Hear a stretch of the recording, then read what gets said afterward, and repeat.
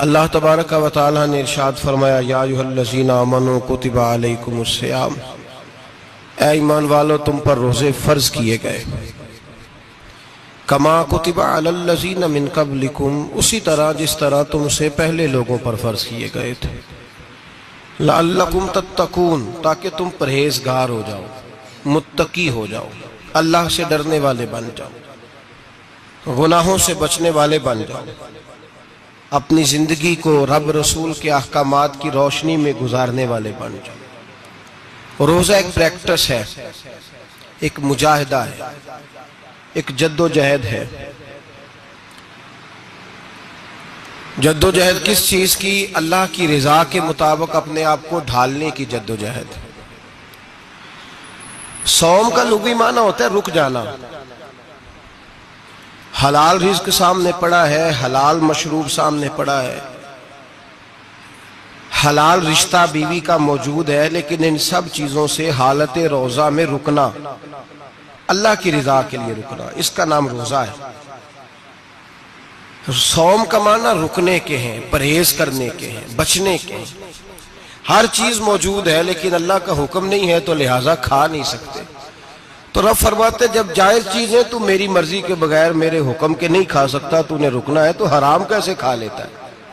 اب جائز چیز کے لیے تجھے حکم ہے، میں کہوں تو کھائے گا، میں کہوں تو نہیں کھائے گا۔ میں نے حکم دے دیا جائز ہے، روٹی ہے، کھانا ہے، گوشت ہے، تیری فریج میں پڑا سارا کچھ، تو با اختیار ہے، منہ میں دانت بھی ہیں، ہضم کرنے کو ہاضمہ بھی ہے، بھوک کی شدت بھی ہے، پر میری اجازت کے بغیر تو کھا سکتا۔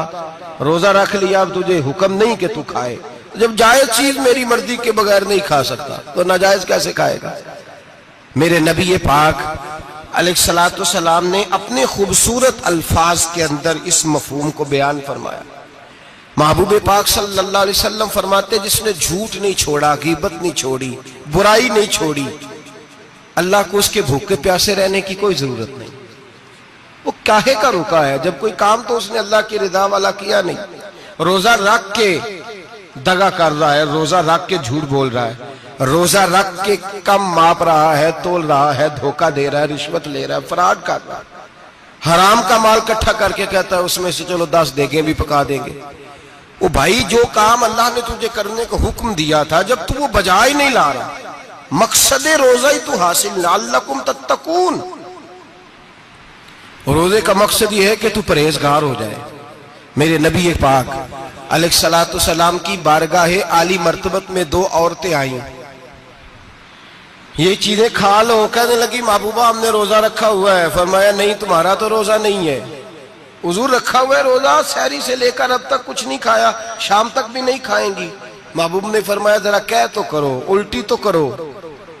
کہہ کی تو ان کے حلق سے خون بھی نکلا اور گوشت کے لوتھڑے بھی نکلے، پھوٹیاں بھی نکلی۔ نبی پاک نے فرمایا وہاں بیٹھ کے تم نے اپنے جاننے والوں کی غیبت نہیں کی، چغلی نہیں کھائی؟ خاموش ہو گئیں، گردنیں جھک گئیں۔ نبی پاک نے فرمایا تم نے قرآن نہیں پڑھا کہ جو اپنے بھائی کی غیبت کرتا ہے وہ مردہ بھائی کا گوشت کھاتا ہے؟ تو گوشت کھا کے بھی تمہارا روزہ رہ گیا۔ کس طرح کا روزہ ہے کہ صاحب روزہ رکھ کے نہ رکھنے والوں پہ تنقید کر رہے ہیں؟ تراویحاں پڑھ کے نکلے ہیں تو کہتے ہیں میں اکیلا ہی نیک ہوں، باقی تو محلے میں کوئی پڑھتا ہی نہیں۔ یہ کیسا تیرا روزہ ہے کہ تو روزہ رکھ کے تو اس کے مقصد کو نہیں سمجھا؟ لعلکم تتقون۔ روزہ دار تو وہ ہے کہ روزہ رکھا ہوا ہے، کھانے بھی سے رکا ہے، پینے سے بھی رکا ہے، عمل زوجیہ سے بھی رکا ہے، پھر وہ جھوٹ سے بھی رکے، غیبت سے بھی رکے، بدنگاہی سے بھی رکے، حرام خواری سے بھی رکے ساری چیزوں سے۔ یہ بتلائیے کہ روزے کی حالت میں اپنی بیوی کے پاس جانا منع ہے تو غیر محرم کو دیکھنا جائز ہے؟ ہمارے ٹی وی پہ میں نے پہلے بھی کہا تھا کہ ہم ٹھیکیدار اور ذمہ دار نہیں ہیں مذہب کے۔ یہاں ہمارے آنے سے پہلے بھی کوئی بیٹھا تھا، ہم مریں گے تو یہاں ہم سے بڑے بڑے نیک لوگ بیٹھیں گے، کوئی بندہ ذمہ دار نہیں ہے۔ بڑے بڑے کج کلا، صاحب جبہ و دستار، بڑے بڑے صاحب بصیرت، آئمہ، فقہاء، علماء، زعماء، نقباء، صوفیاء، اولیاء، غوث، کتب، ابدال، اوتاد، کتب الاقطاب، جانے کون کون آئے، علماء آئے، مفسرین آئے، محدثین آئے، گزر گئے۔ ہم تو خاک نشین لوگ ہیں، تھوڑا کام کرنے والے، تھوڑی صلاحیت رکھنے والے، لیکن بھائی اگر کرتے ہیں تو ایک کام کرتے ہیں، ساتھ دوسرا نہیں کرتے۔ یہ کس طرح کا دین سکھانے لوگ نکلے کہ شوال سے لے کر شعبان تک گانا سنایا جائے گا، شعبان سے لے کر شوال تک ناچ گانا کیا جائے گا، شوال سے لے کر شعبان تک دھما چوکڑی ہوگی، رمضان آئے گا تو حدیثیں سنائی جائیں گی، رمضان آئے گا تو لوگوں کو قرآن پڑھ کے سنایا جائے گا۔ یہ مذہب بانج نہیں ہے کہ گویے مذہب سکھائیں گے، ایکٹر مذہب سکھائیں گے۔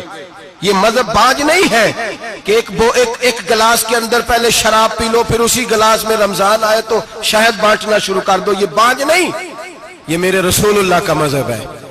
اگر تمہیں شوق ہے دین سیکھنے سکھانے کا، یکم رمضان کو توبہ کرو اور کہو کہ ہم ٹی وی پہ بیٹھ کے حدیثیں سنائیں گے تو سارا سال سنائیں گے، اور جس زبان سے حدیث نکلے گی پھر اس سے کبھی گندا گانا نہیں نکلے گا، پھر کبھی ناچ گانا نہیں ہوگا۔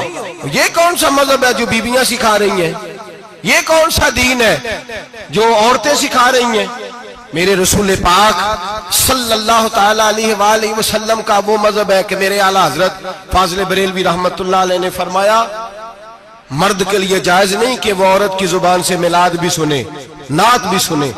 مرد کے لیے جائز نہیں، مرد کو مرد سکھائے گا، عورت سکھائے گی تو عورتوں کو سکھائے گی۔ بے شک آپ سویرے فتویٰ دیجئے کہ چھوٹی سی مسجد میں بیٹھ کے، چھوٹے سے کونے میں بیٹھ کے چھوٹا سا مولوی، اور وہاں تو اتنے بڑے مفتی ٹی وی پہ بیٹھے ہوئے، وہ غلط ہے تو صحیح یہ کیسے ہو گئے؟ سنو، میرے نبی پاک علیہ الصلوۃ والسلام کے مذہب کا حسن یہ ہے کہ اسلام کہتا ہے ایک نظر بی بی کو دیکھا کسی نے غلطی سے تو معافی ہو جائے گی، دوسری نظر شہوت سے دیکھا تو حرام ہے اس کے لیے، وہ پاکستان کا مولوی ہو یا سعودی عرب کا شاہ ہو، کسی کے لیے عورتوں کے بیچ پھرنا اٹھنا بیٹھنا جائز ہے۔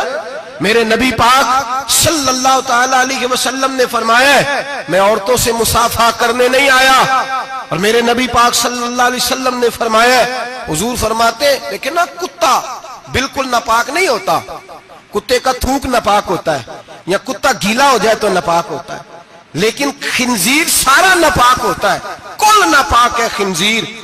نبی پاک نے فرمایا خنزیر بھی ہو اور گند میں لتھڑا ہوا بھی ہو، پیشاب میں لتھڑا ہوا ہو، گوبر میں لتھڑا ہوا ہو، پخانے اور فضلے میں لتھڑا ہوا خنزیر ہو، اس کا جسم تیرے ساتھ ٹکرا جائے تو اتنا برا نہیں جتنا غیر محرم عورت کا وجود تیرے ساتھ ٹکرا جائے تو برا ہے۔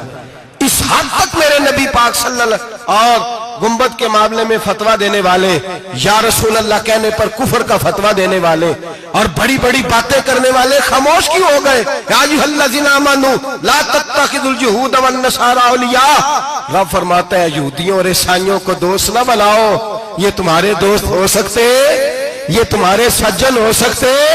جب عرش کا مالک کہہ رہا ہے سجن نہیں ہو سکتے تو دوستی کی بات کیسے بڑھا رہا ہے؟ یا رسول اللہ ہمارے سجن کون ہو سکتے ہیں؟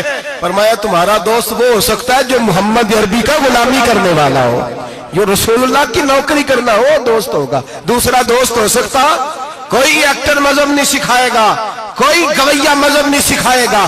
حضرت جناب سیدنا جنید بغدادی، بغداد کے پیر سے کسی نے پوچھا تھا آج سے 1100-1200 سال پہلے، وہ تو زمانہ ویسے نیکی اور پرہیزگاری کا تھا، کہا بابا جی مرد اور عورت نیک ہو، بغیر پردے کے، بغیر حجاب کے، بغیر دیوار کے بیٹھ کر ایک دوسرے کو دین سکھا سکتے؟ حضرت صاحب بتائیے، مرد اور عورت نیک ہو تو بغیر پردے اور حجاب کے ایک دوسرے کو دین سکھا سکتے ہیں؟ تو حضرت جنید بغدادی فرمانے لگے سکھانے والا حسن بصری ہو اور